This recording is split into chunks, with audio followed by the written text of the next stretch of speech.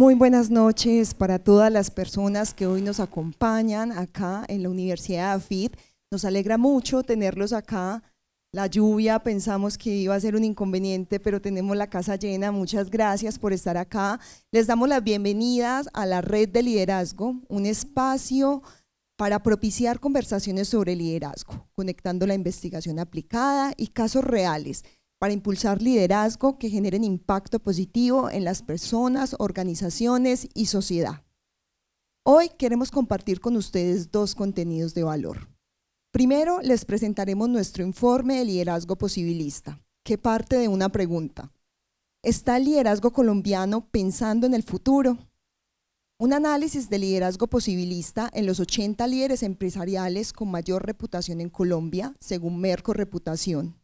Este informe identifica patrones, arquetipos y oportunidades de evolución en la forma en que los líderes del país comunican su visión, propósito y compromiso con el entorno.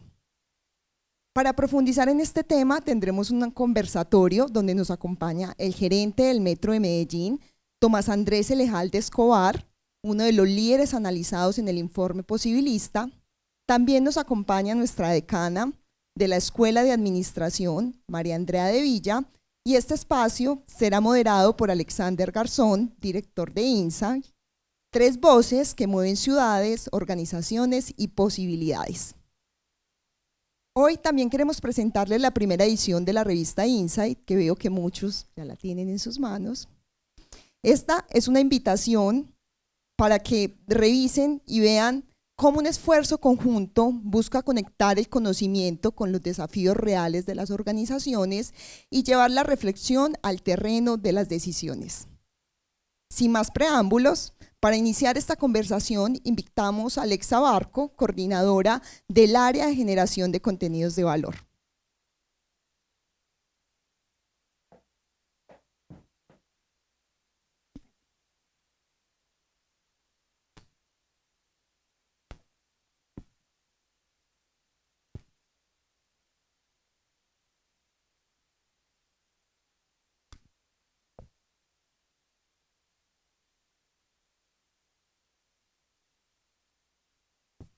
Bueno, un saludo para todos. Buenas noches. Mi nombre es Alexa Barco, coordinadora de Insights, contenidos de valor en el Centro de Liderazgo de Impacto. Y el día de hoy tenemos el gusto de presentarles nuestro último informe de liderazgo posibilista. Y como lo decía Mari, responde a esta pregunta fundamental y es: ¿está el liderazgo colombiano pensando en el futuro? Para ello, ustedes estarán preguntando qué es posibilismo. El liderazgo posibilista es un liderazgo visionario, un liderazgo con capacidad transformadora, un liderazgo que es profundamente comprometido con el bien común y se ubica en este intermedio vital, entre modelos que son excesivamente optimistas, pero que ignoran las restricciones reales del entorno, y entre modelos que son desde el pragmatismo, pero que en su afán de realismo limitan esa capacidad de imaginar y crear alternativas transformadoras. Por ello encontramos ese liderazgo posibilista como aquel que reconoce plenamente las limitaciones del presente, pero se niega a aceptarlas como determinantes, es decir, tiene la capacidad de identificar esas palancas de cambio para lograr esos futuros posibles. Para ello, nosotros quisimos comprender y medir este liderazgo a través de 5 ámbitos de actuación que las denominamos dimensiones y son las que vemos en este momento.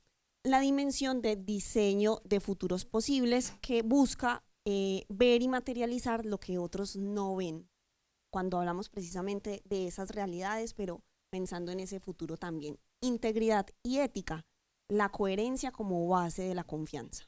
El desarrollo de personas, potenciar la autonomía y la agencia de otros desde ese acompañamiento precisamente. Impulso a la adaptabilidad, la capacidad de navegar esa complejidad, pero también tejer redes.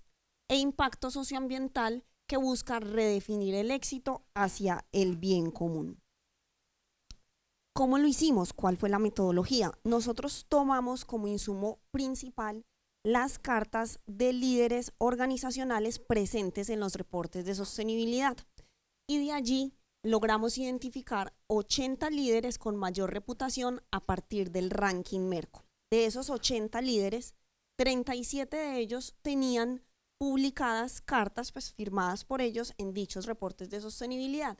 Y a partir de allí codificamos 16 temas en las 5 dimensiones que veíamos anteriormente, es decir, hicimos esa agrupación. ¿Por qué es relevante este informe de liderazgo posibilista? En este entorno que sabemos que es complejo, volátil, cambiante, esa capacidad precisamente de poder reconocer los límites, pero activar esas palancas, constituye una ventaja competitiva. Así lo vemos nosotros. Y este informe brinda unos elementos que permiten reconocer las características principales de ese liderazgo posibilista. Y también los líderes van a poder encontrar unos referentes para poder medirse y poder identificar también oportunidades de mejora. Además, elegimos estas cartas del reporte de sostenibilidad porque normalmente presentan perspectivas a futuro, pero también esas prioridades estratégicas organizacionales. Además, como están bajo el estándar GRI, nos hacía más fácil la comparación. Esta es nuestra primera edición del informe, pero pensamos incluir a futuro otros instrumentos que permitan pues como una medición más completa. Aquí cabe aclarar que lo que nosotros estamos evaluando son las expresiones de liderazgo posibilista en dichas cartas. Es decir, no entramos a medir las acciones ni los comportamientos de dichos líderes, que es lo que esperamos poder realizar a futuro en otras ediciones a través pues, de otras herramientas complementarias. ¿Cómo lo hicimos entonces? En cada una de las cartas realizamos una calificación. ¿Qué calificamos? Palabras claves, sinónimos o expresiones equivalentes en cada uno de los 16 temas presentes allí, que son las agrupadas en las 5 dimensiones.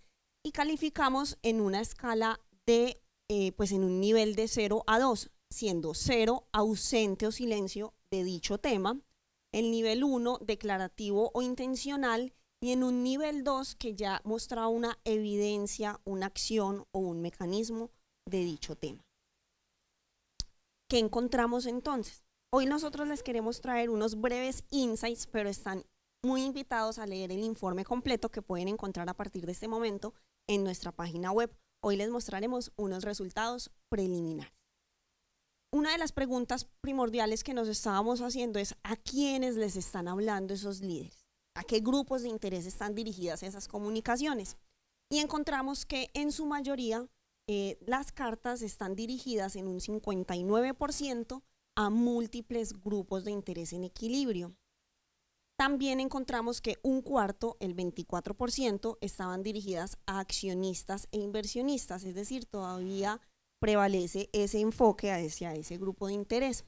Pero también un hallazgo relevante es que solo el 14% que suman estas dos estaban dirigidas a consumidores y usuarios y la sociedad o ciudadanía pues denominada como grupo de interés. Aquí cabe aclarar que todas las organizaciones mencionan sus grupos de interés de una manera diferente, pero pues los englobamos como con estas etiquetas. Esto es algo particular a tener en cuenta para saber también esas prioridades estratégicas hacia quiénes se están dirigiendo.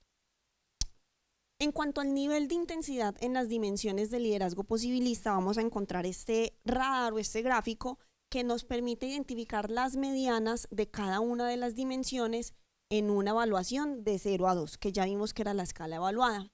¿Qué encontramos? En la mayoría de las comunicaciones, los líderes están hablando desde la integridad y la ética del cuidado. Miren, se priorizaban muchos discursos asociados a los valores y al propósito de la organización.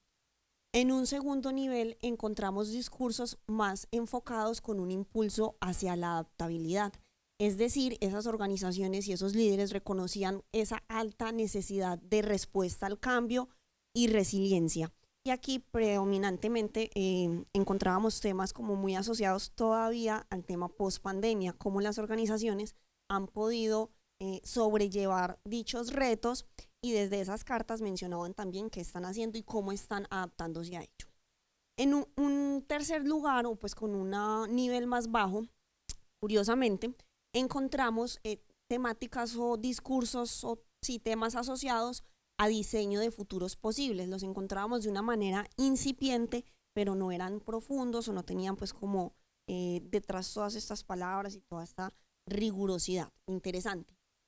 Y esta es una de las mayores oportunidades de mejora que encontramos en dichas cartas, y es las temáticas asociadas al desarrollo de personas y al impacto socioambiental. Veamos que estas temáticas todavía no hacen parte de ese corazón del relato en dichas fuentes.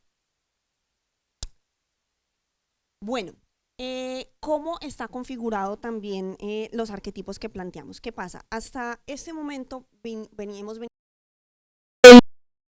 organizacional a partir de esas dimensiones, ¿cierto? Nos queda claro que definimos 16 temas y esos 16 temas los agrupamos en esas 5 dimensiones para una más fácil evaluación, ¿cierto?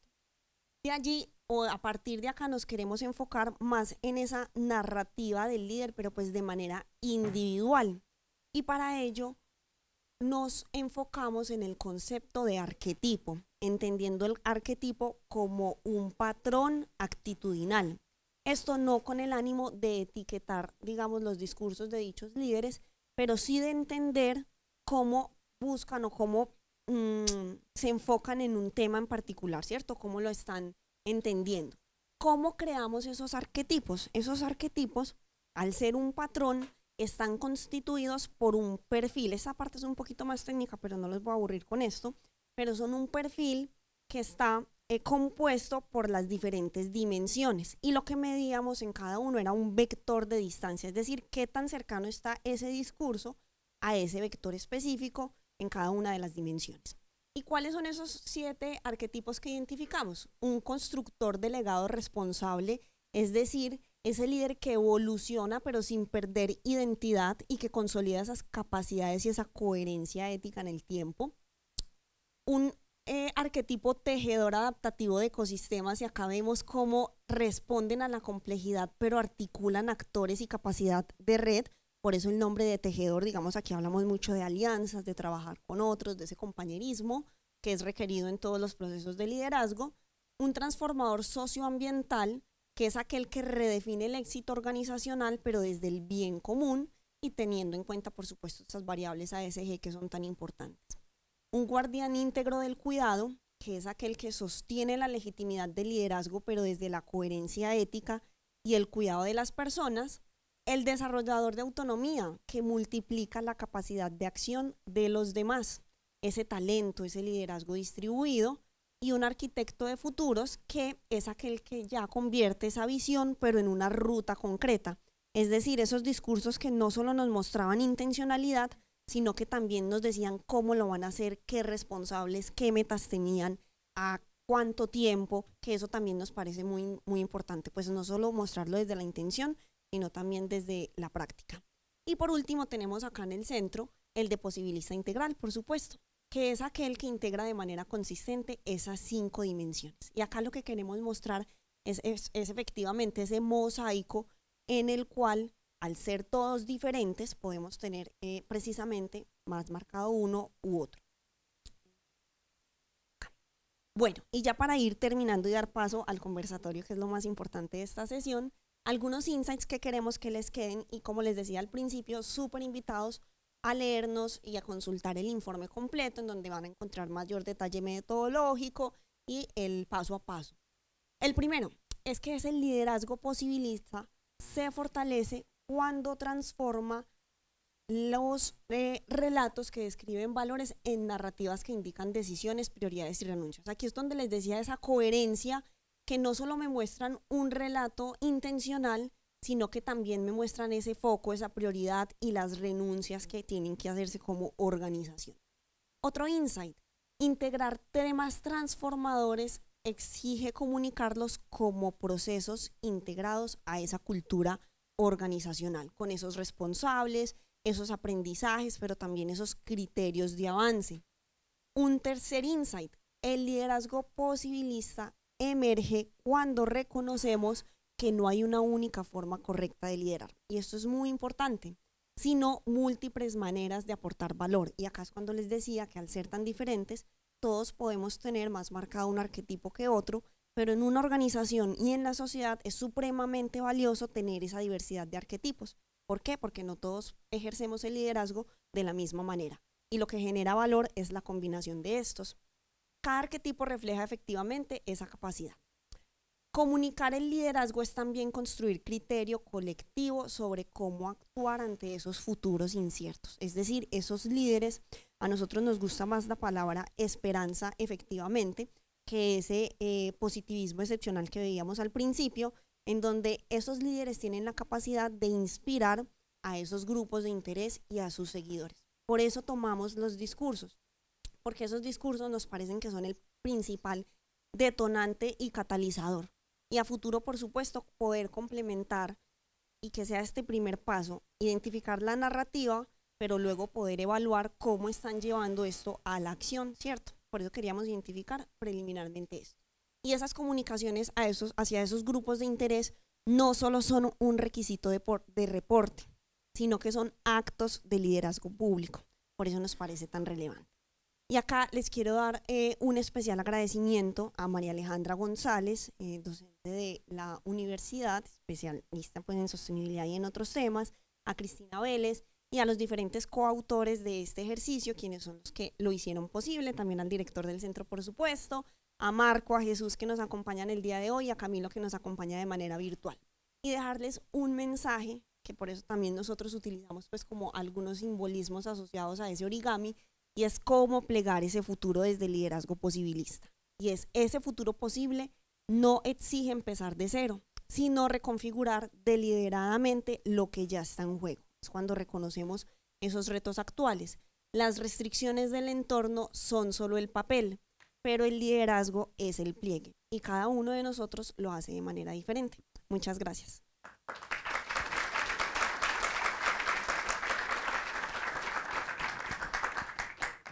Muchas gracias, Alexa. Recuerden que este informe posibilista ya está en nuestra página web, AFID Insight, donde lo pueden descargar y poder ahondar más en este tema. Ahora sí, vamos con nuestro conversatorio. ¿Está el liderazgo colombiano pensando en el futuro?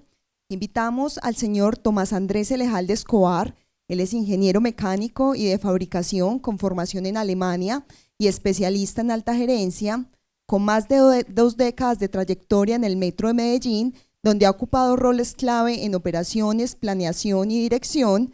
Desde el 2016 se desempeña como gerente general, liderando proyectos estratégicos de movilidad urbana y consolidando al Metro como un referente de transformación social, sostenibilidad y desarrollo para la ciudad y la región. Bienvenido, gerente.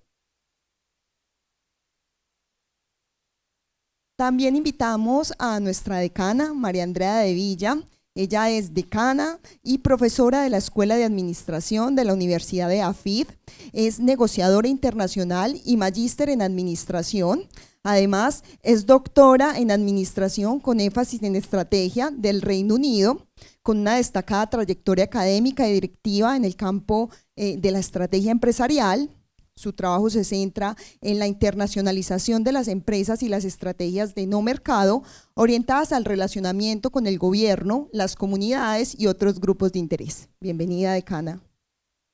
Y hoy tenemos como moderador a nuestro director de Insight, Alexander Garzón, el director nuevamente y consultor en procesos de desarrollo organizacional y liderazgo. Él es ingeniero de producción, magíster en administración y doctor en Administración Estratégica de Empresas. Bienvenido, director.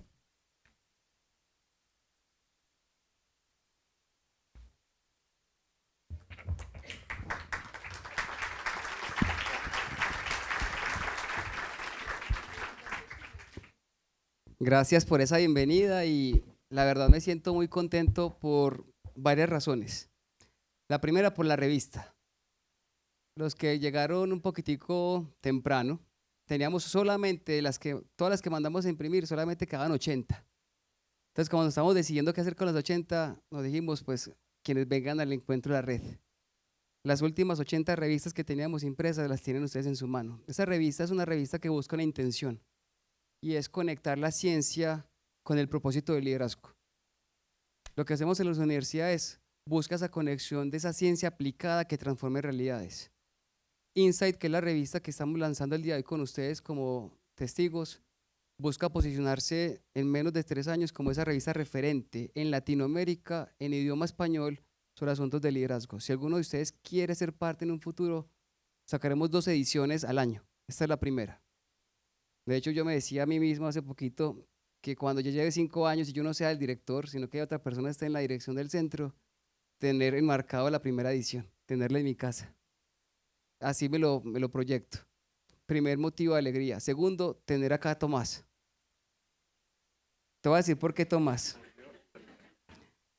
En el ejercicio de estudiar líderes referentes en nuestra sociedad, por supuesto el ranking Merco nos ayuda a buscar a aquellos que tienen una reputación reconocida. Y Tomás es uno de ellos. Y en ese ejercicio de comprender que lo que hace esa persona que lo hace referente, desde hace 2 años, Tomás, hemos venido observando qué pasa con el metro y qué pasa con tu estilo de dirección de liderazgo. Con tu equipo de trabajo en noviembre le dijimos, queremos hablar con Tomás del posibilismo. Desde noviembre del año pasado queríamos invitarlo, porque hemos observado consistentemente una conversación de comunicación, de conexión con la sociedad. Y por eso la alegría. Segundo motivo de alegría mío, espero que de todos ustedes en la noche de hoy. Y el tercer motivo de alegría es darle la bienvenida a una colega que es mi decana, una colega que como colega antes de ser decana la tenía como referente porque María Andrea es top mundial en estudios de estrategia. No lo dice su presentación, pero hace unos meses ganó un premio, un reconocimiento global por las publicaciones que ella hace en journals que son de categoría top tier, es decir, las mejores categorías en temas de estrategia a nivel global. Entonces, tener acá como colega, jefe, pero hablar de estrategia, que ella venga aquí en condición de invitar a la estrategia, también me llena de profunda alegría. Y por supuesto que a pesar de la lluvia de esta tarde que hicimos un pequeño comité de crisis, ¿qué hacemos con esta lluvia? ¿Qué hacemos con esta lluvia? Pues contar con la presencia tan grande, personas sentadas en las escaleras, nos llena de alegría. Un aplauso por ustedes por acompañarnos. Pueden aprovechar este momento para sentarse, que aquí hay unas sillas disponibles, sí. Atrás también nos dice Robin. Bueno, hablemos de futuro. Hablemos de futuro, hablemos de posibilismo, liderazgo posibilista. Y para ambos tengo una serie de preguntas que son una guía de conversación, pero con la libertad de salirnos de ella. Y también me gustaría que si tienen dudas, también puedan alzar la mano. Este es un espacio de la red, que es una red entre amigos que hablamos de liderazgo, estudiamos liderazgo. La primera pregunta es para Tomás. El Metro de Medellín, en nuestra percepción como centro, es mucho más que un sistema de transporte. Es mucho más. Por supuesto, presta un servicio esencial para la ciudadanía de todo el Valle de Aburrá y hasta muchos más lugares del mundo. Es un símbolo que nos representa cultura, es un símbolo que nos representa calidad de vida. Cuando hablamos de liderazgo posibilista, se hace una referencia como aquel que parte de la realidad actual, una realidad que nos genera condiciones, que nos genera hasta algunas incertidumbres. ¿Cómo resuena la historia del metro con esa capacidad de transformación permanente y cómo el propósito del metro se articula con los cambios permanentes que vimos en sociedad? Un saludo primero muy especial para todos ustedes que se aventuraron a venir en esta lluvia y en estos tacos, que me dio por no venirme en metro, error, estaba en la Alpujarra y me tocó bajarme por allá en Oviedo y venirme caminando, pero funcionó todo. Muchas gracias, Alex, por la invitación, profe María también, muchas gracias por la invitación, de verdad esas palabras me conmovieron, casi me derrito aquí del susto más bien. Y del compromiso que significa pues acompañarlos a ustedes en esta oportunidad. Yo creo que para hablar del metro siempre tenemos que hablar de sueños y de futuro. El mismo metro era prácticamente un imposible. Hace 35 años era algo que pues, muchos pensaban que era imposible tener en la ciudad de Medellín, ciudad que no era capital. Entonces ya desde ahí empieza ese relato, esa capacidad de todos nosotros de hacer posible lo imposible. En cierto sentido también de poder recoger muchas ideas a lo largo de las décadas y precisamente lograr medir que eso que parece un sueño no es tan difícil si logramos identificar los talentos de la gente, los diferentes aportes que cada uno puede hacer y nos ponemos de acuerdo para sacar ese sueño adelante. Entonces, pues yo creo que como introducción diría yo eso, el metro es precisamente la definición de lo imposible. Hay algo que yo quiero mencionar y que también como introducción lo quiero poner claro desde el principio, es también me alegra mucho que ustedes me hayan invitado porque cuando escucho la presentación veo que pues en la facultad se miran sobre todo empresas privadas de vanguardia que van obviamente aplicando siempre las mejores prácticas, pero es que a muchas personas se les olvida que el metro es 100% pública y que en teoría una empresa como la nuestra estaría al vaivén de las intervenciones políticas. Es que eso se le olvida a muchas personas. Hay personas fuera de la ciudad sobre todo, no tanto, no sé si aquí hay personas fuera de Medellín que no saben lo que estoy diciendo, pues que la empresa es 100% pública, pero cuando uno entra en conversaciones por fuera, siempre todas las personas piensan que la empresa Metro es una empresa mixta o una empresa privada, por la manera como abordamos precisamente ese ejercicio de mirar hacia el futuro y de tratar de hacer posibles los sueños y de tener continuidad.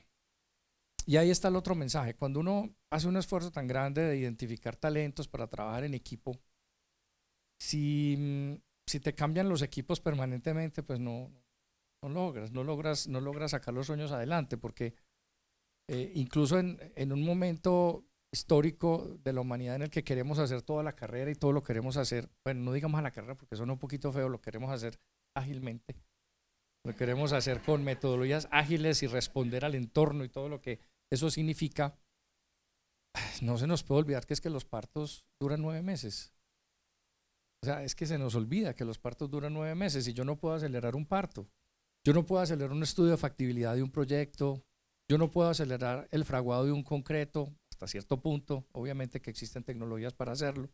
Yo no puedo pasarme por la faja muchísimas acciones humanas que requieren unos tiempos mínimos para hacerlas con seguridad y con total ajuste a la normativa, por ejemplo, etcétera. Entonces, si a ti te cambian los equipos permanentemente, haces un esfuerzo para identificar talentos, para alinear voluntades, y te cambian los equipos permanentemente, se te dificulta llegar a ese sueño de futuro. Entonces, pues, bueno, esas son como mis reflexiones en torno a lo que preguntas. Y repito, vuelvo a lo inicial. Es que en el metro, de alguna manera, no yo, sino un equipo, ya somos casi 2000. Somos 2000 personas en el metro. Ojo, muchos jóvenes. No quiere decir que somos 2000 personas que tenemos como yo 30 años en el metro y que todos estamos pensando así, no. Lo que pasa es que cualquier persona que entra al metro se contagia un poco de ese sentimiento de pensar en identificar talentos, de qué somos capaces, cómo nos alineamos para cumplir sueños. Todos se contagian de alguna manera de eso. Tiene que ser por el propósito de la empresa, tiene que ser por ese propósito, pues que es un propósito de bien común. Y termino con repetir lo que decía al principio. El metro fue un sueño, pero es que también lo fue el Metrocable. También lo fue el primer tranvía moderno de Colombia. También lo fue la primera vez que nos dimos a la tarea de algo muy difícil, de confiar en la gente. Ojo con esto, que es pura cultura metro, confiar en que la gente responde si uno le da un buen servicio, porque es que cultura metro es eso. Me preguntan mucho, ¿cuál es el secreto de la cultura metro? El secreto de la cultura metro empieza por tener un buen servicio. Si yo no tengo un buen servicio, pues es que, ¿cómo vas a querer que te respondan y te respeten? Entonces, confiar en la gente también fue un sueño, que la gente iba a cumplir una norma una norma que iba a respetar, que iba a cuidar un sistema de transporte. Eso también fue en su momento algo muy difícil.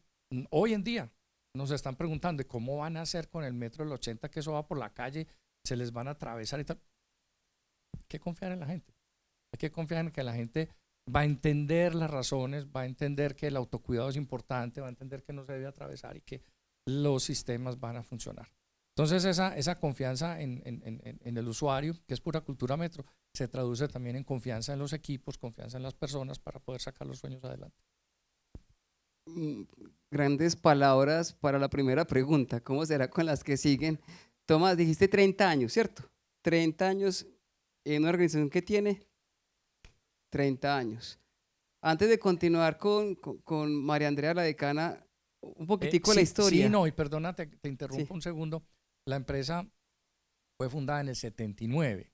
Realmente la empresa tiene muchos más años, 30 años de operar. De operar. Pero es que ahorita decía yo, la idea del metro es una idea muy vieja, pues en el buen sentido de la palabra, antigua casi. O sea, es una idea que nace. Un sueño. Es un sueño que nace y que se puede convertir en realidad por decisiones importantes que se tomaron en la ciudad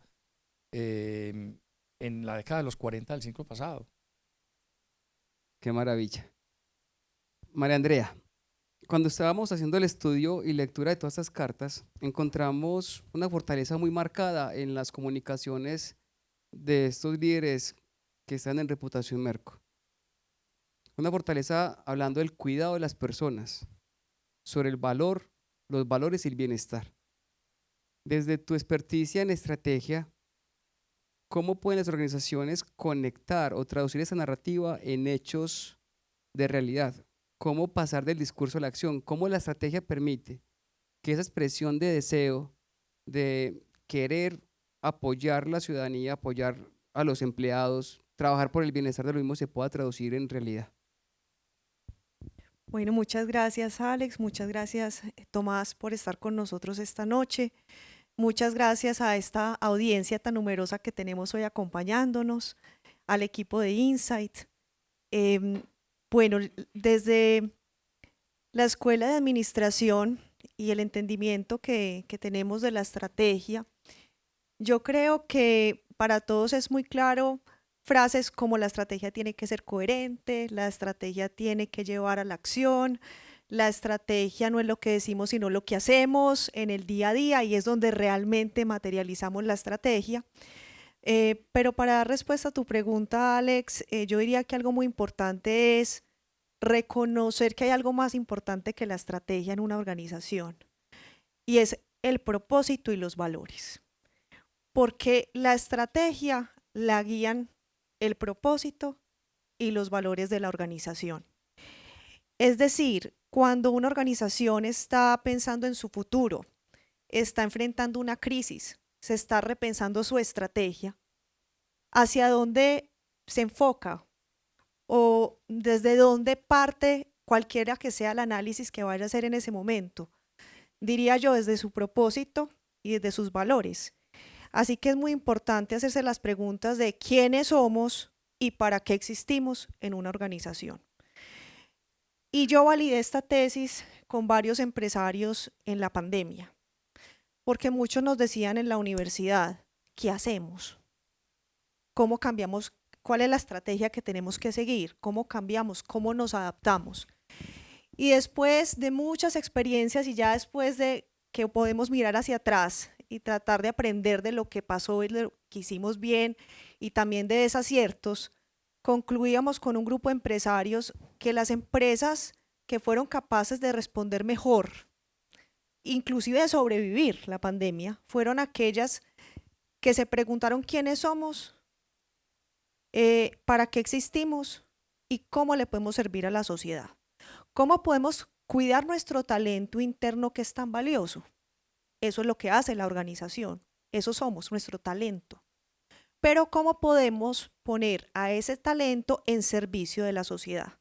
Y yo creo que todos escuchamos historias como la empresa que hacía ciertas prendas de vestir y terminó no fabricando esas prendas, sino dedicando mucho tiempo de su operación a producir prendas para los hospitales, para los médicos, porque lo que importaba era la capacidad de la empresa, y lo que la empresa quería era poner esas capacidades de saber hacer prendas, pero para solucionar una crisis que era de vital importancia para la comunidad, para todos los grupos de interés, y así logró también mantener su talento y usar ese talento en el servicio del bien común. Entonces, yo creería que eso es lo que también le permite a las empresas atraer talento que conecte su propio propósito con el propósito de esa organización, y eso lo hace a uno como organización exponencialmente exitoso.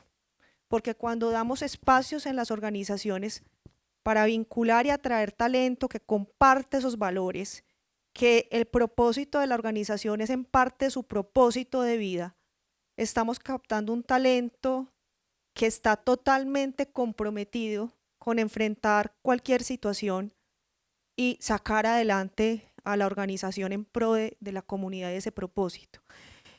Creo que también el tema de la esperanza es muy importante, y eso lo hablábamos también con muchos empresarios. Yo la verdad creo que las organizaciones que buscan contribuir al bien común son las organizaciones que van a ganar económicamente, pero que van a ganar realmente para la sociedad, van a tener una ventaja competitiva porque son relevantes a la comunidad, son relevantes al mundo, proveen soluciones que nos interesan a todos y que necesitamos. Y son empresas, organizaciones que generan esperanza, porque cuando uno ve que esas organizaciones y ese talento es capaz de dar la milla extra, de reconfigurarse, son líderes y organizaciones que inspiran y que generan esperanza en que podemos tener un futuro mejor y en que tenemos las capacidades para hacerlo. Hasta ahí. También una profundidad para quienes somos profes de liderazgo, evocó hablar de motivación inspiracional, de la inspiración que trae el liderazgo transformacional. La pregunta para Tomás frente al tema de propósito, bien común, es reconociendo que ese liderazgo posibilista identifica el presente y las restricciones como parte de la ecuación, pero no es determinante de la decisión, reconociendo que el metro tiene una operación que es exigente. De hecho, hay muy buenas noticias que nos gustaría que ahorita ampliáramos un poquitico. Esta máquina que acaba de llegar para mejorar un poco el tema de la operación, una cantidad de cosas que toman decisiones todos los días, decisiones regulatorias, presupuestales. ¿Cómo poder adaptarse al presente, presentar una visión de futuro sin perder norte? ¿Cómo se hace en el metro? Bueno, varias cosas acá. Primero, es que quiero hacer referencia a lo que mencionaba María, y es el propósito, ¿cierto? El propósito es definitivamente lo más importante. Y el propósito que tenemos en el metro, que está recientemente redefinido, cuando digo recientemente es de trabajo del año pasado, o sea, lo trabajamos el año pasado, se aprobó por junta directiva, propuesto por la administración en octubre. Y como todos estos PTMs, propósitos transformadores masivos, pues son un poquito idealistas, pero eso está bien, eso está bien. El propósito nuestro, dice, es hacer del mundo un lugar mejor, impulsando su transformación y la transformación positiva de las personas.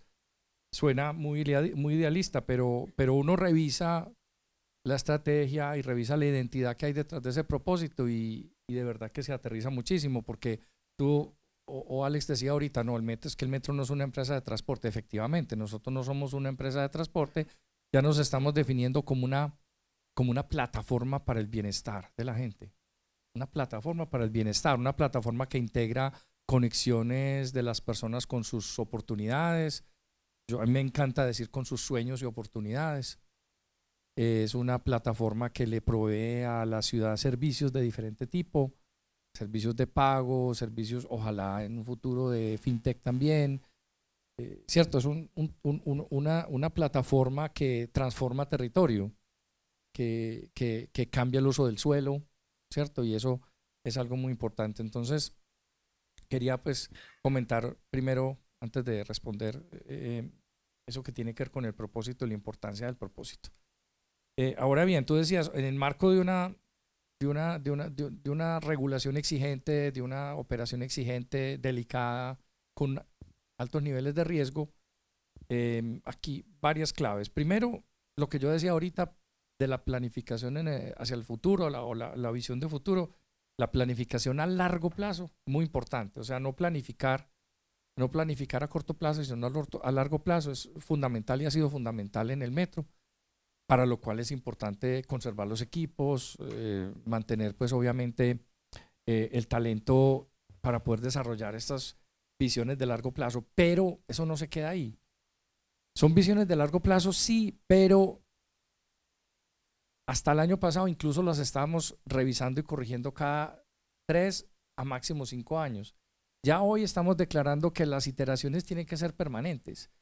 ¿Por qué? Porque es que las planeaciones, así sean planeaciones de largo plazo, tienen que estar siempre respondiendo a las necesidades de los grupos de interés y no a lo que la empresa sea capaz de hacer. Si planeásemos desde la empresa hacia adelante o hacia lo que la empresa es capaz de hacer, esto tiene una teoría que la saben ustedes mucho mejor, yo no soy un teórico de la administración, estoy apenas aprendiendo, pero el tema es, estamos planeando inercialmente, estamos planeando parándonos en lo que podemos hacer y ver hasta dónde podemos llegar. Y así no hicimos nuestra planeación estratégica que recientemente aprobamos, la hicimos de afuera hacia adentro. Miramos primero qué necesitan los grupos de interés y qué saltos incrementales, exponenciales tiene que dar la empresa para llegar allá. Entonces eso es como algo que está, pues, que subyace. Sin embargo, hay estabilidad en el plan. El plan es relativamente estable. Si se quiere, en lo que se convierte en esos ciclos interactivos de revisiones, bueno, validaciones, ajustes, pequeños ajustes.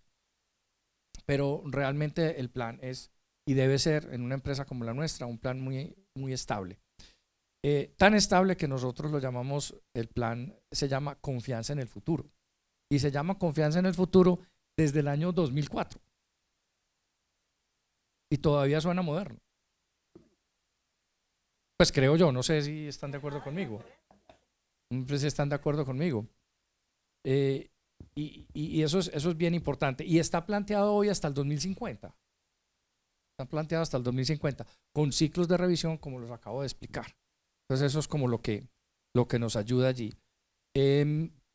Obviamente, insisto en que el plan tiene cierta estabilidad porque hay variables del entorno que tampoco se pueden cambiar muy fácilmente. O sea, variables que ponen los grupos de interés en el entorno que son también estables. Por ejemplo, un plan de ordenamiento territorial.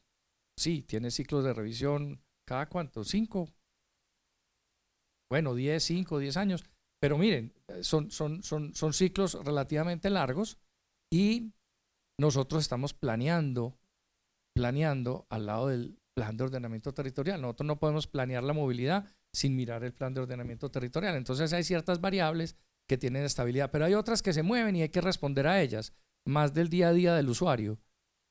Después de la pandemia pasaron las mujeres que se transportan en metro, pasaron de ser poco menos de la mitad a ser más del 60% del número de pasajeros total que se moviliza en el metro. La sensibilidad en torno a proteger a la mujer es hoy muy importante. Entonces, eso marca un cambio estratégico de cómo debo yo diseñar el servicio. Salud mental. Nosotros hace 10 años nadie estaba pensando en poner escuchaderos en el metro. Y les digo algo muy, muy interesante. Hoy, si uno mira las estadísticas de suicidios en el metro, son más o menos el mismo número de personas que hace 20 años o hace 15 años. A pesar de que la situación de salud mental se ha deteriorado, yo tampoco creo que es que se haya deteriorado, pero por eso se ha vuelto muy, muy visible el tema de salud mental. Y esos son variables del entorno que nos obligan a que el plan sea diferente y que el plan se ajuste. Estoy dando ejemplos como para que me entiendan. Hay partes del plan estables y partes mucho más flexibles. Tienen que ser flexibles y sobre todo lo que tiene que ver con la gente tiene que ser muy flexible. las normativas cambian, las exigencias ambientales, etcétera, etcétera. Dejemos ahí por el momento, porque si no me quedo la palabra. Justo la conversación de la estrategia ha cambiado con el tiempo y hablamos de prácticas en la estrategia. Y esa pregunta o esa respuesta conecta con la pregunta que sigue para María Andrea. En su expertise y conocimiento de estrategia, queremos preguntarte de un fenómeno que observamos en las cartas. Más o menos la mitad de estos líderes empresariales en sus cartas comunican la visión de futuro de sus empresas. Es decir, están comunicando la estrategia. ¿Qué positivo tiene cuando antes era como un secreto? No lo comunique, no lo cuente. ¿Qué positivo tiene este cambio? Que estemos comunicando la estrategia. ¿Cómo cambia eso la forma de relacionarse y cómo eso enriquece la forma de hacer estrategia en la actualidad? Gracias, Alex. Yo creo que este tema es muy importante en estrategia y estoy de acuerdo. La estrategia se empezó a concebir como campo de estudio con una mirada de secretismo. La estrategia es algo que usted no debe contar, no debe revelar. Inclusive primero cuando nació de ejercicios presupuestales, ese ejercicio presupuestal se guardaba pues casi que en una caja fuerte, altamente custodiada. Luego solo lo sabía el equipo directivo y hemos cambiado en el tiempo la forma en que se está haciendo la estrategia. Y yo creo que para fortuna de las organizaciones y para fortuna de la sociedad. ¿Por qué lo creo? Porque si lo miramos desde las organizaciones, hoy por hoy una organización que no sepa comunicar su estrategia, creo yo que está en desventaja. A ese punto. Este fenómeno en el campo lo estamos denominando apertura de la estrategia o abrir la estrategia. ¿Por qué es importante? Porque es que hoy el tema de rendición de cuentas, de accountability, hace que las empresas estén llamadas a comunicar cuál es su estrategia, qué es lo que hacen. Si se acercan al sector financiero, les van a preguntar cuál es su estrategia. Si se acercan a una asociación gremial, posiblemente van a decir, bueno, vamos a compartir buenas prácticas y cuál es la estrategia de estas organizaciones que están aquí presentes. Si se intenta comunicar con los consumidores, tiene que tener claridad en su estrategia. O sea, de verdad que hoy el qué de la estrategia es algo que las empresas que lo divulgan, yo creo que se ponen en sí mismas en una mejor posición competitiva. Lo que no se divulga es el cómo. O sea, ese mapa causal de cómo yo me organizo internamente para lograr la estrategia que declaro, ahí yo sí puedo tener muchos secretos. A veces hasta nos encontramos con empresas que no tienen tan claro inclusive cómo logran muchas cosas que valoran en su estrategia. Eso pasa. Pero yo sí creo que abrir la estrategia es muy importante porque no sé si alguno de ustedes se ha visto un programa que se llama Undercover Boss, Jefe Encubierto. En ese programa que muestran, alguien de la alta dirección se disfraza y se va a la línea de fuego, o sea, al mercado, al contacto directo con el cliente. Y siempre que pasa en ese programa, se da cuenta que cosas que hace la alta dirección o decisiones que tomó, no solo no son pertinentes, sino a veces hasta entorpecen la operación de la empresa. ¿Por qué? Porque la alta dirección se desconecta de la operación. Este fenómeno de estrategia abierta lo que busca es aprovechar el conocimiento interno de la organización, o sea, que la estrategia no solo la haga la cúpula directiva, sino que se inviten, se usa mucho el nombre de embajadores de todas las áreas de la organización a contribuir a la estrategia, porque es que la organización tiene un montón de conocimiento en todos los niveles, que es muy importante. Hoy tenemos empresas como Sumicol en Colombia, que está haciendo un proceso de estrategia abierta. Yo creo que ha sido una de las empresas líderes en este tipo de planeación estratégica o de concepción de la estrategia. Ya no nos gusta hablar tanto de planeación, sino de conversaciones estratégicas. Ha sido líder en esto con resultados muy positivos, porque ha logrado captar información de los distintos niveles jerárquicos y distintas áreas de la organización, que si no reconociera el valor de ese conocimiento se lo estaría perdiendo, si se mantuviese pues cerrado el proceso en la alta dirección. Entonces, también que creo yo, es una oportunidad para comunicarse con todos los grupos de interés y construir futuro juntos. Si sabemos qué hace la empresa y cuál es su estrategia, entonces, ¿qué va a pasar? Podrá encontrar otros de su misma industria que quieran colaborar, o podrá encontrar otras empresas, inclusive otras agremiaciones, fondos de financiación internacionales, que le ayuden a ¿qué? A ser relevante a su contexto a tal punto que pueda generar transformaciones que van más allá hasta de lo que la empresa en un principio imaginó.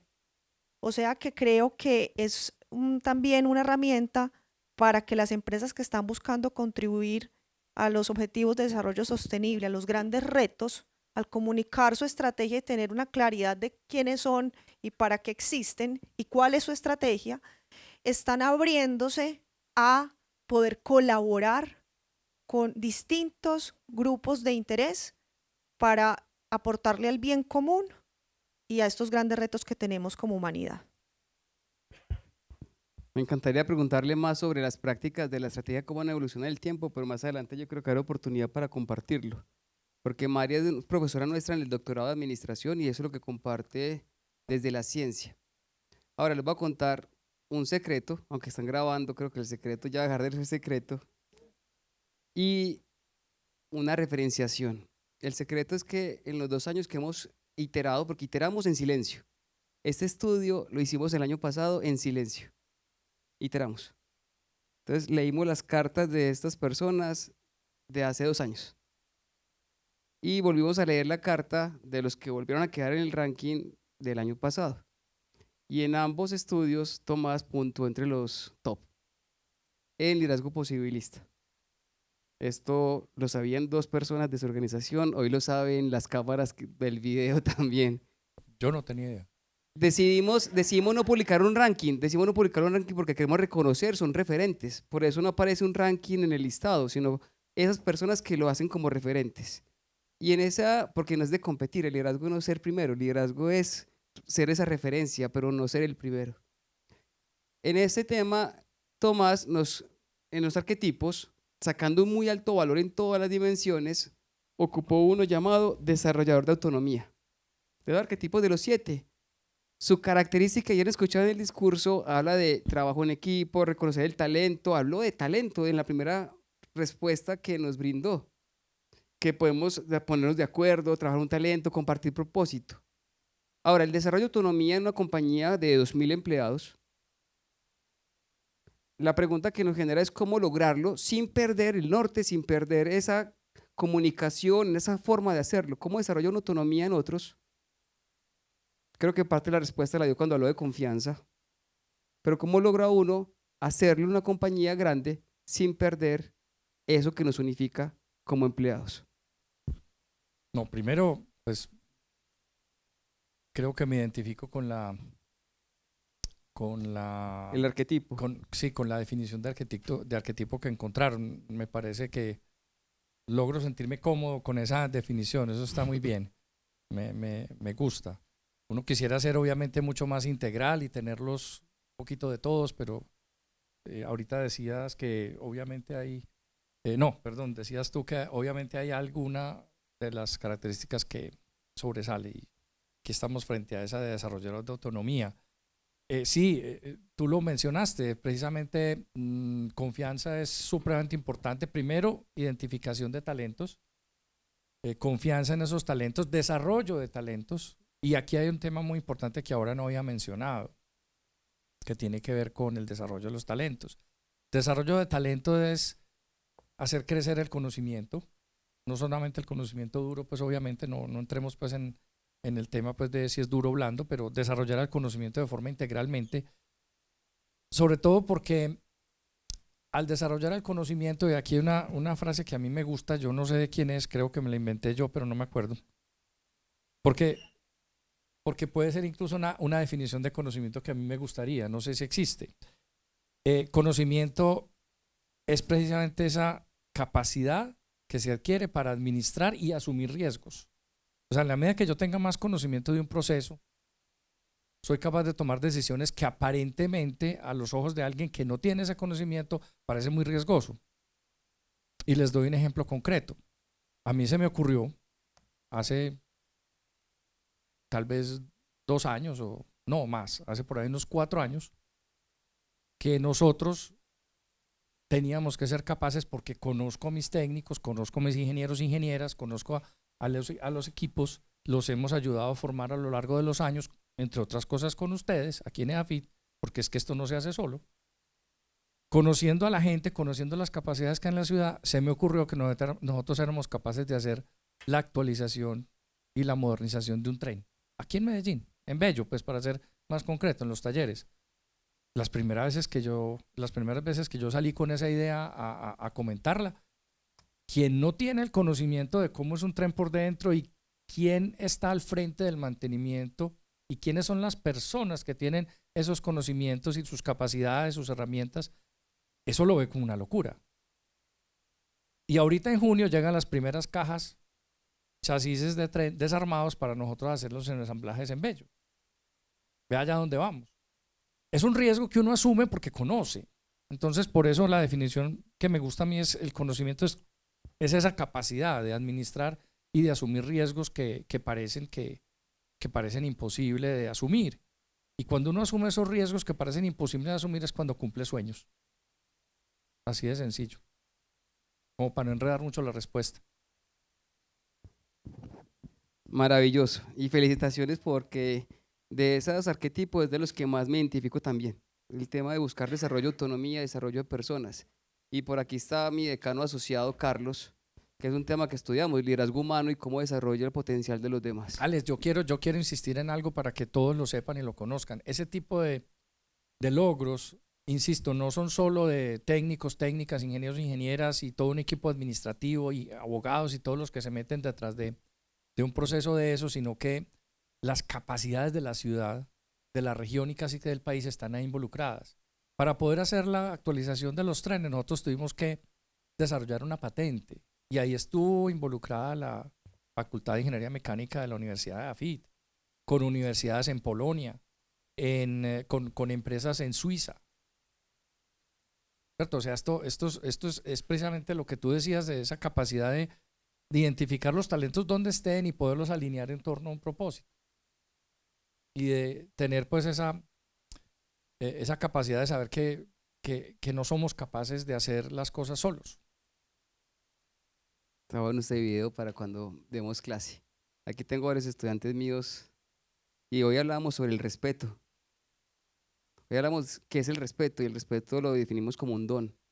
Y usted ve las respuestas de Tomás y para mis estudiantes, aquí hay una demostración del respeto en la confianza en el otro. Eso se devuelve. María Andrea, en el informe encontramos que la mayoría escriben sobre el legado, cómo evolucionar ese legado, cómo esa consistencia y coherencia del pasado se puede proyectar hacia el futuro. Ahora, la pregunta que nos hace esto es cómo poder conservar legado al mismo tiempo tener audacia para responder a los cambios. Cómo tener esa cultura o un espacio de ADN en las organizaciones que permite conservar legado desde esa cultura, pero responder al entorno. Bueno, estábamos hablando de propósito. Yo creo que en muchas organizaciones también hay frases que se quedan en las organizaciones de ciertos directivos y esas frases dan ruta, son una guía para la organización. Inclusive a tal punto que en el campo de la administración recientemente se vienen haciendo investigaciones muy interesantes sobre cómo las organizaciones construyen narrativas a partir de las frases desde sus fundadores hasta las que en la actualidad el equipo directivo a cargo use para orientar su quehacer.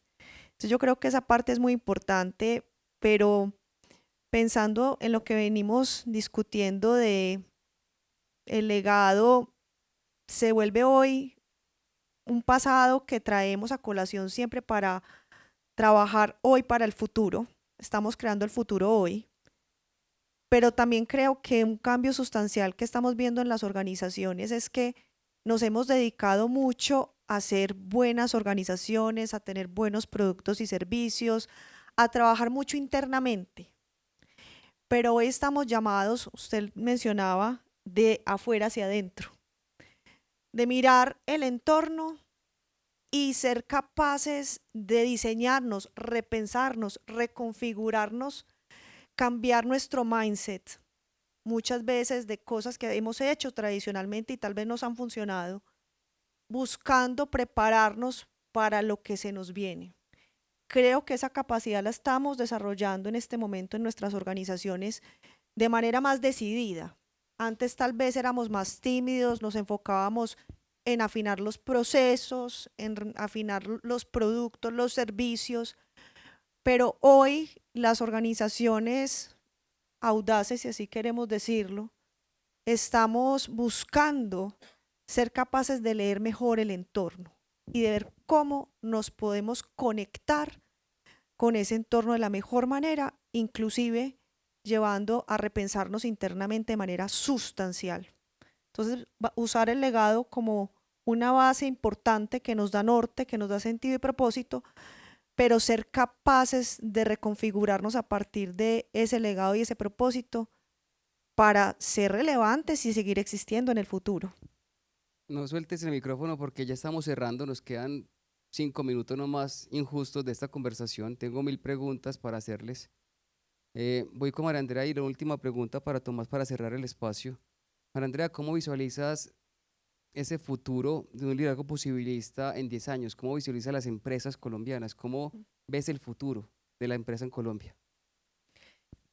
Yo creo que la capacidad de imaginar ese futuro, de estudiarlo, pero también de arriesgarse a transformarlo es lo que va a definir el futuro de las organizaciones. Por eso digo que esta capacidad es una capacidad que las organizaciones audaces están trabajando y tienen que apostársela a eso, siento yo.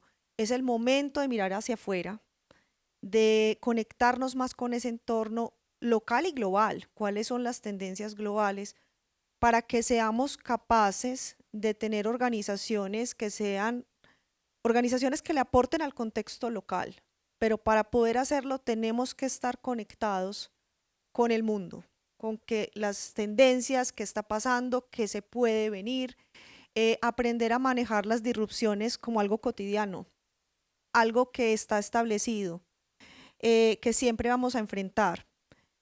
Entonces creería yo que las organizaciones en el futuro van a ser organizaciones completamente capaces de leer el entorno, y quisiera decir aquí, no solo el entorno de mercado, que es el que típicamente estamos acostumbrados a leer, que a los clientes, sino también el de no mercado, que es el que yo estudio y me gusta mucho, pero que claramente, a pesar de que sea de mi interés, impacta a las organizaciones de tal manera que son el gobierno, la comunidad, otros grupos de interés que la empresa no controla y que moldean significativamente, inclusive establecen las reglas de juego, como es el gobierno establece las reglas del juego bajo las cuales operan las empresas. Así que esa capacidad de leer tanto el mercado como los otros componentes de no mercado va a ser crítica.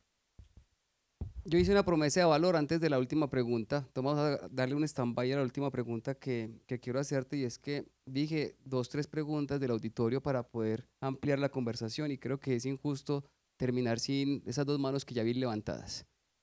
2 preguntas, espacio para 2 preguntas, hay 2 manos levantadas por acá.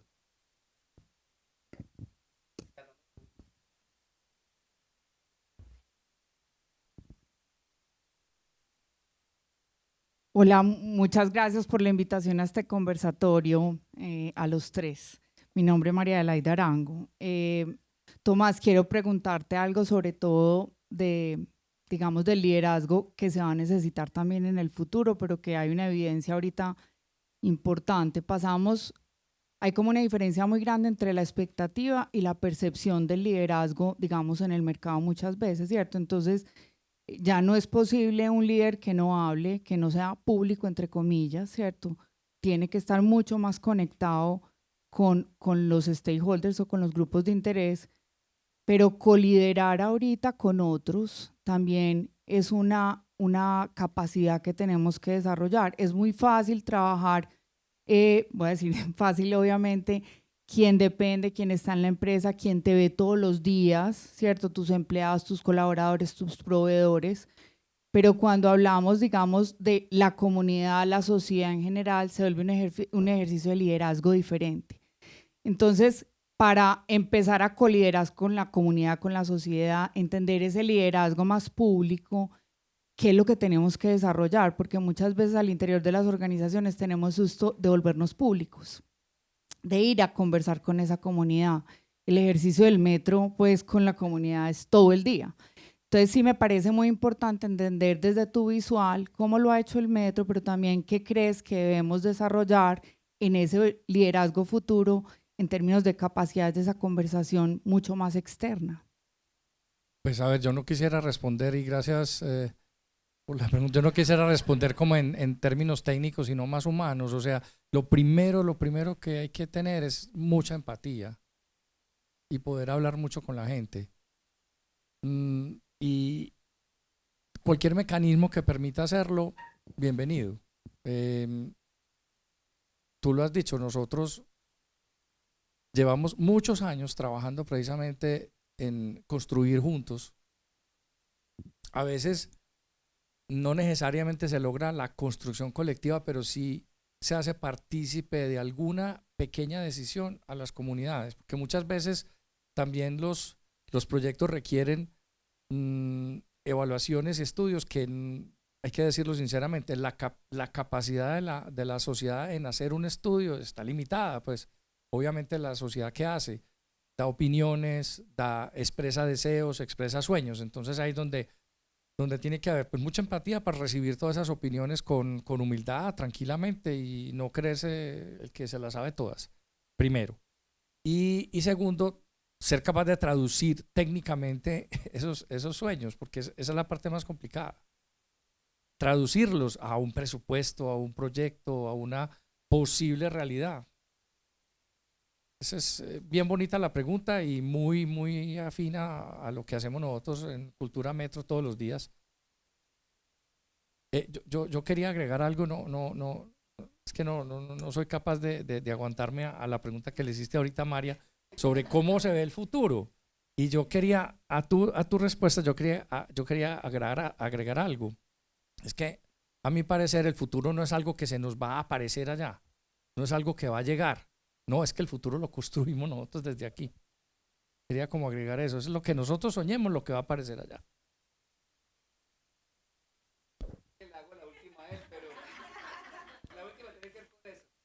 Bueno, muchas gracias por el espacio. Mi nombre es Andrés Felipe Gamboa. Aquí hemos hablado justamente sobre propósito, sobre bien común, sobre futuro.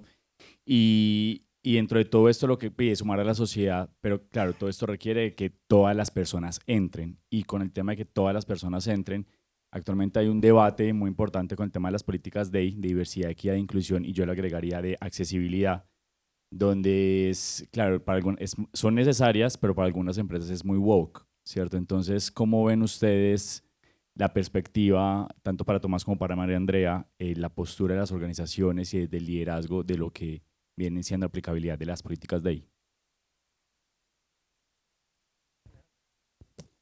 ¿Cómo le parece que empezara yo? Bueno, es un tema muy controversial hoy por hoy. No podemos desconocer lo que ha pasado en Estados Unidos con este tema que ha impactado al mundo. Y lo digo porque yo soy profesora visitante en una universidad en Estados Unidos que se llama University of Michigan, muy conocida. Y vi cómo esta universidad pasó de tener programas que se llamaban exactamente como tú lo acabas de denominar, DAY, y toda la presión política, social, ideológica, sobre todo política, llevó a que esta organización empezó a concebir, por ejemplo,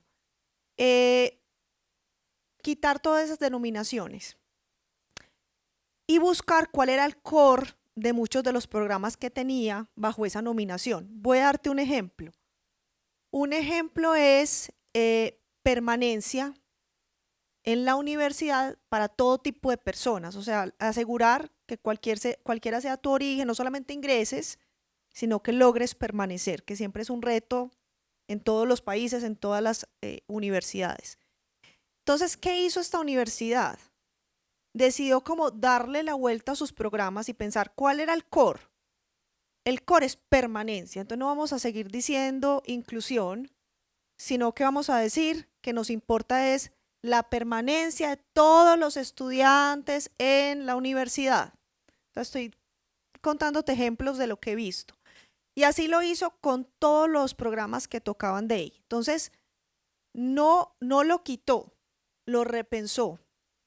Algunos dirán acertadamente, otros dirán tal vez no tanto, pero eso fue lo que esta universidad hizo, que para muchos fue concebido como una jugada interesante porque fue salirse del discurso ideológico de si esto está políticamente correcto o no, a un discurso más pragmático de servicio al estudiante, ¿cierto? Cualquiera que sea, yo tengo que garantizar la permanencia, entonces se cambió sustancialmente el discurso, el objetivo, la orientación, buscando eliminar como esa discusión. Creo que algunas empresas lo están haciendo en Estados Unidos, por lo que he visto de algunos trabajos y casos de estudiantes allá.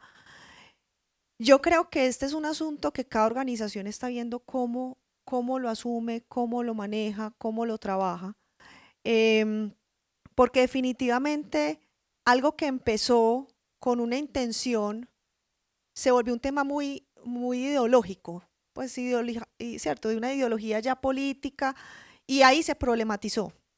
Ahí es donde está el problema. Entonces yo creo que muchas organizaciones están intentando quitar ese sesgo político de estas iniciativas y usar otro lenguaje, refocalizar sus objetivos de tal manera que sigan haciendo aportes que consideran importantes, pero se salgan de esa controversia política que este tema ha generado.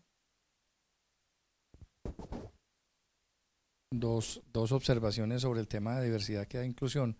Primero, eso apenas hace poco se está llamando de esa forma. Eso hace 35 años, yo por lo menos lo llamaba cultura metro.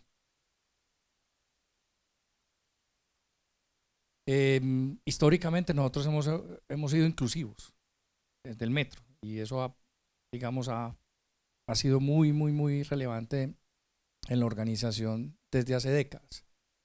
Pero sobre todo por algo muy importante, no porque sea una norma ni porque sea una moda, insisto en ello, sino porque ya hace mucho tiempo reconocimos que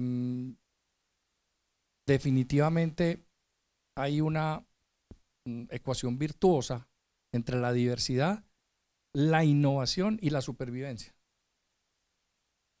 O sea, nosotros ponemos muy en alto la supervivencia de la organización desde hace muchos años. Nosotros hemos estado enfrentados a problemas enormes, empezando por el problema jurídico con el consorcio constructor, 750 millones de dólares de demanda. En su momento, hace 20 años o 25 años, el litigio más grande del país. No nos vendían repuestos. Eso generó que todo el equipo se pusiera y se volcara hacia la industria local y hacia las universidades locales a desarrollar productos y servicios. O sea, la innovación se volvió una necesidad para poder sobrevivir. Y para que la innovación funcione se necesita la diversidad. Usted sienta a 4 ingenieros mecánicos, todos de la misma edad, en una reunión a que le saquen una idea y no sale nada, de ahí no sale nada.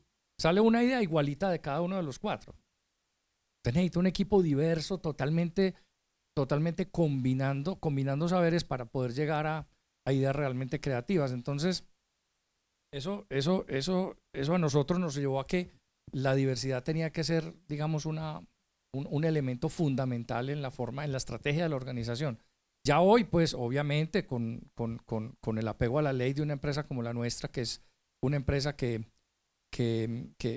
al ser pública tiene muchos ojos sobre nosotros desde el punto de vista del control, pues tenemos que ajustarnos a ciertos cánones y tenemos una mesa de diversidad, equidad e inclusión y tenemos mediciones ya de todos los aspectos de la diversidad que incluyen no solamente el aspecto de género, sino también el aspecto de capacidades de la persona, etc. Pero termino con esto. Adicionalmente, y afortunadamente diría yo, nosotros somos una empresa que depende más en los insumos, en el conocimiento, en la forma de trabajar y en la formación y la historia que ha tenido la empresa ha dependido tradicionalmente siempre mucho más de Europa. Mucho más de Europa. Y recientemente también. Antes era Alemania, después llegó Alemania y España, ahora es Francia. Recientemente incluso hasta se le vincula Italia con tecnología. O sea, estamos mucho más cerca de Europa por la tecnología ferroviaria, por la configuración del transporte público masivo en las ciudades europeas, más parecido a lo nuestro que a las grandes ciudades, pues como un Atlanta que no tiene pues una característica distinta pues de movilidad. Entonces somos más de la visión europea y nos cubren más normas europeas y visiones europeas. Y allí este tema de lo que tú explicabas de sacar de la ecuación de las empresas el DEI, eso allá no ha pegado tanto, en Europa no ha pegado tanto y nosotros estamos más por esa línea. Pero no solamente porque esté en la banca multilateral como salvaguardas para los créditos y miles de exigencias y normativas de los reportes de sostenibilidad, sino, insisto, porque nosotros muy temprano identificamos que la diversidad es innovación y la innovación es supervivencia. Bueno, ahora sí la última pregunta para Tomás. El futuro del metro. ¿Hacia dónde vamos para cerrar? Mira, primero nosotros, el futuro, como dije ahorita, hemos querido construirlo muy rápidamente después de que salimos de esa dependencia tecnológica que les acabé de contar así como un rayo del problema que tuvimos con el consorcio constructor y que no teníamos repuestos. Rápidamente salimos de esa problemática y nos dedicamos a pensar en el futuro. Eso fue por el lado de los 2000. Al 2004 teníamos ya un plan confianza en el futuro, un plan que incluía un plan rector que incluía varios maestros, varios planes maestros. El que más se conoce y el que seguramente ustedes todos han escuchado es el plan maestro de expansión, pero no es el único. Expansión es cobertura, más líneas. Y cuando me preguntan de futuro, generalmente están pensando en eso, muchas más líneas. Sí, yo me podría quedar aquí explicándoles que tenemos 16 líneas y que ya no son de carácter local y regional, sino que ya estamos mirando hacia líneas que cubran en una participación dinámica de la empresa en distintos roles, incluso el departamento. Pero es que, insisto, el plan no solamente tiene el plan maestro de expansión, sino que tiene otros planes maestros. Por ejemplo, hay un plan maestro que es muy interesante y que es un plan maestro de negocios asociados al transporte y de líneas de trabajo asociadas al transporte, diferentes al transporte. Los grandes metros del mundo, voy a mencionar dos que son sorprendentes, Londres y Hong Kong. Sobre todo Hong Kong. Tú me lo confirmarás que acabas de llegar por allá de Asia. O Tokio. Esos son grandísimas, enormes empresas inmobiliarias. Los metros del mundo son grandes empresas inmobiliarias.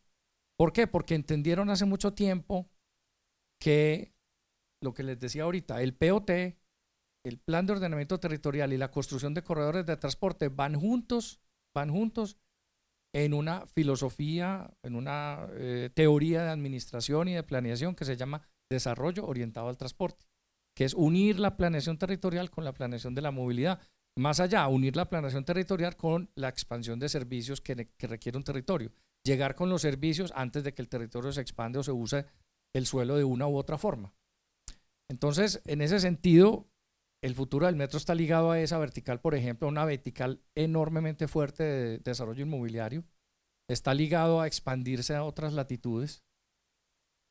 Está ligado a otros negocios, como por ejemplo, fintech, servicios de ciudad, el uso de los datos estructurados. Nosotros tenemos una cívica con 800.000, mínimo 800.000 personas que lo usan permanentemente, digamos, registrados. Eso lo quisiera una fintech para una base de datos, o sea, es que a Nu o a Bancolombia o a Nequi les ha costado llegar a esa cifra mucho. Posiblemente ya están llegando, pero les ha costado llegar a esa cifra y nosotros la tenemos naturalmente. O sea, el metro debería tener también una fintech. Y así sucesivamente les podría quedar hablando de varias de las verticales de trabajo que tenemos. que nos pueden apalancar proyectos y mejoramientos acá en la región y que le pueden servir mucho a nuestra comunidad aquí en Medellín, como por ejemplo las operaciones internacionales. Ya tenemos visibilizadas varias en Panamá, en Perú, además de la que ha sido muy exitosa, que es la operación del metro de Quito en Ecuador. Seguir como en esa línea. O sea, el metro no solamente, entonces, resumo, no solamente tiene un plan rector que tiene un maestro de expansión de líneas, no nos quedemos ahí, sino que hay unos planes maestros que lo complementan, que son estos de negocios, hay otros que no explico acá, por ejemplo, actualización tecnológica, que nos marcan el ritmo de cuándo debemos actualizar tecnología, y así sucesivamente. Entonces, ese es el futuro, un futuro construido desde acá, desde el hoy. Un aplauso para los dos, por favor, y muchas gracias.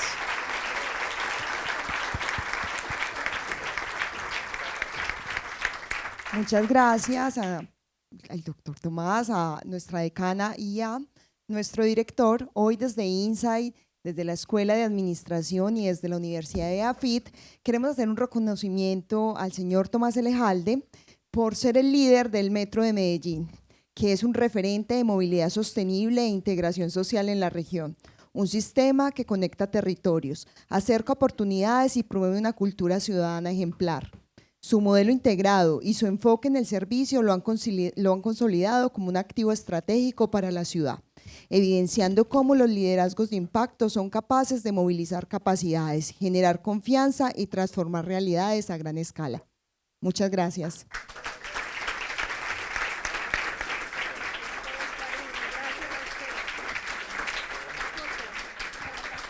Acá posamos para la foto, por favor.